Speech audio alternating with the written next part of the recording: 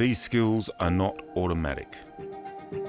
They are taught, repeated and passed on. The scenario can be difficult because you know it's a scenario. Kick into gear and can respond, but on the way there it's scary. That's how we end up missing either people that are off or we miss the other patients who are stuck in the back seat. The city don't realise that we are all volunteers in the country. We've got really good trainings and we've got really good skill sets and we've got invaluable resources. But there is a challenge. We are really going to be struggling to make sure that we can provide this sort of service to the community. Without new people stepping into these roles, the ability to protect our homes and communities will be compromised when it matters most. Yeah, we need all the help we can get. Fire and Rescue, WA Police and St John, working together when it matters most.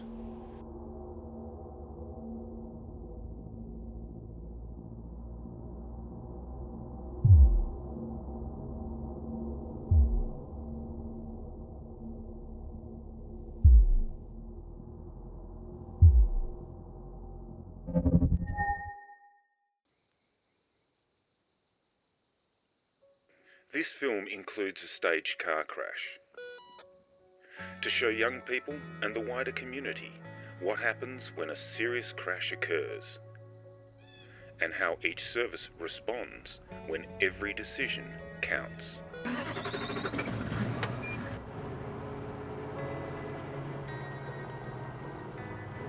Part of what the Fire and Rescue Service does is we look after gazetted town districts for structural fires. We do all the car accidents around the place. They actually are managed by the West Australian Police Service, but we are their agency to be able to do the cutting up of the cars and stuff, like the AMBOs are for getting people out of the cars. So the exercise that you get to see is how all the services work together and making sure that we're one big team trying to rescue people. In regional areas like this, crashes are a reality.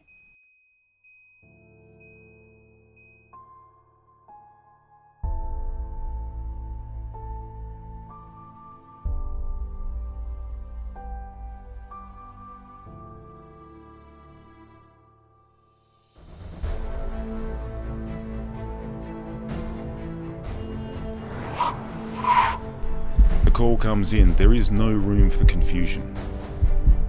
Fire and rescue make the vehicles safe.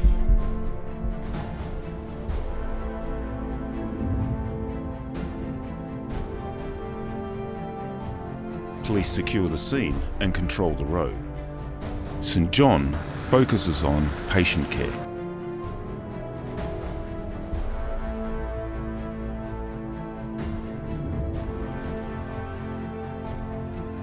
The scariest time for me is getting the call and driving to the event, not knowing what we're going into and how bad it's going to be and whether we know anyone or not.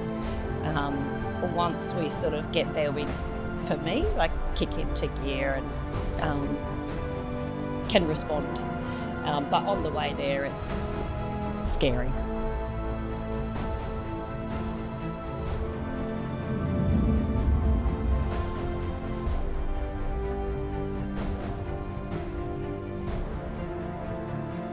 We've got to make sure that we get it in there and we're going to cut up the car and get those people out of the car as quickly as we can, as safely as we can, without hurting firefighters or anyone else that's involved in the job.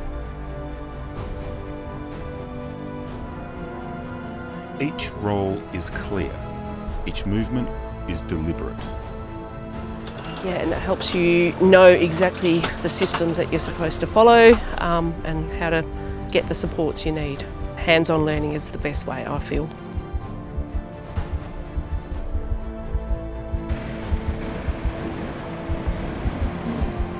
Every exercise is done properly because when it becomes real, there is no second take. Lives depend on people who are prepared to act. The program that we have, the Pemberton YES Cadets, is all about engaging and exposing young people to emergency services and how to be safe. What did you notice was it just the massive amount of people? The stage fright, you're right. Yeah. Any scenario can be difficult because you know it's a scenario. You know, okay, this is made up. We haven't got real people injured here. So sometimes you can be a little bit not really going to try and be as normal as possible. There's a bit of acting going on. But a scenario like we did down there, it's having lots of different people from lots of different organisations. For me, yeah, it'll be probably on the job as a volunteer. I guess for Eloise, she does want to become a firefighter, so she'll end up doing the road crash rescue course, and yeah. So yeah, it unfortunately will be a common thing down here. So yeah, we'll be unfortunately going to these type of things, not in training as well. It was one of the reasons why we started the cadets up, and you've had the opportunity to interview a couple of the cadets lately. I'm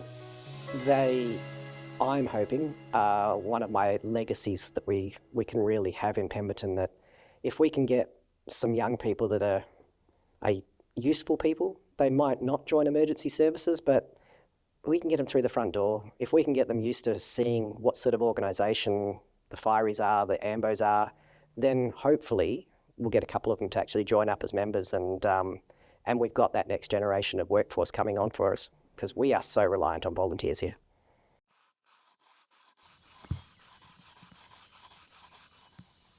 In the state of Western Australia, in the southwest, within the Southern Forest region, lies Pemberton. This is the heart of Karri Forest. Sometimes we'll go out to a job and there might be one ambulance, there might be one fire truck, the weather's bad so the helicopter can't come. You know, all that type of stuff changes how we're going to be dealing with a road crash and the experience of the people inside the car. I've been to car accidents where one of the more recent ones had a guy hang upside down for more than an hour before we cut him out of the car. You know, they're the sort of things that people are really going to have to realise, that being in the country, the services aren't that fast or that close.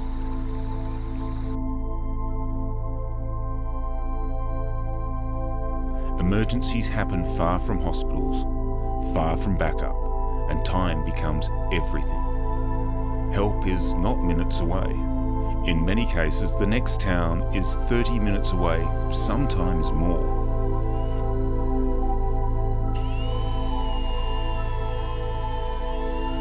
This landscape is demanding. Some people maybe understand what it's like to be an emergency responder in a small town. You know, like, people live in Pemberton, it's a beautiful, lovely place, and we have people that visit from all over the world.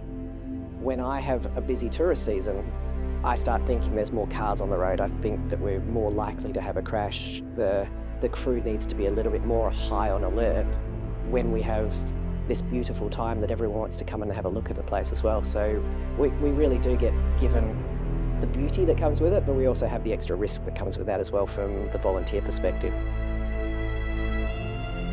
During summer, visitors arrive from across the state, many from Perth, drawn to the forests, the coastline, and the fishing season. They don't always know the roads. They don't always understand the risks.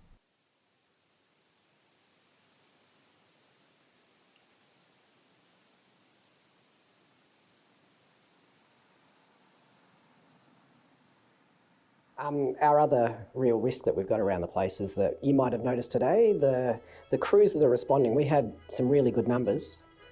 A lot of our workforce, our volunteer workforce, is getting older, and their minds are very willing, but their bodies are maybe not as willing anymore, and there's restrictions on what they're able to do. So we need to be really careful of how we manage people where their bodies aren't 100% efficient. We need to think about how we manage our crews and who can do what type of jobs.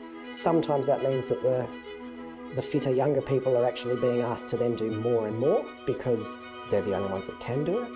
And we don't really have much of a younger generation coming into the volunteer workforce now. The city don't realise that we are all volunteers in the country, in the rural setting, and we do hear that comment a lot, oh, they're just volunteers, but we have got really good trainings and we've got really good skill sets, and we've got invaluable resources.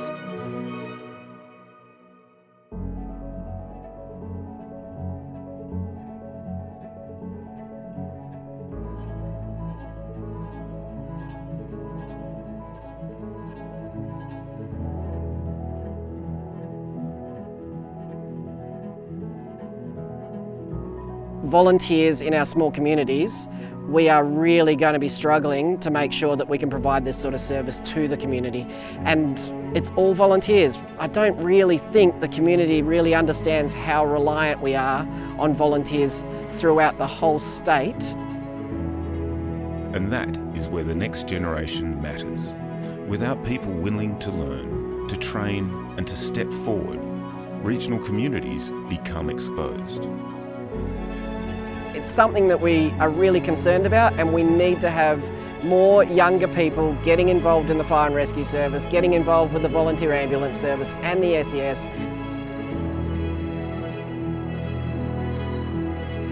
Protecting this place means understanding what is coming and preparing for it.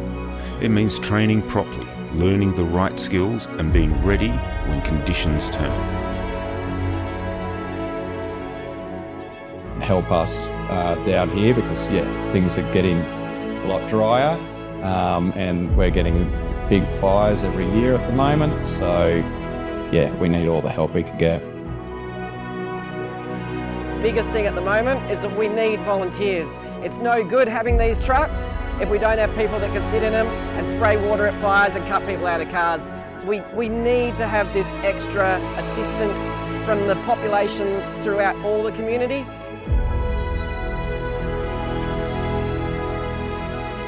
Climate change is no longer something distant. It is already shaping what happens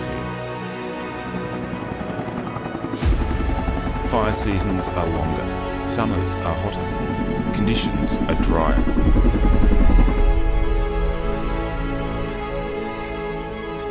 And the pressure on regional services continues to grow.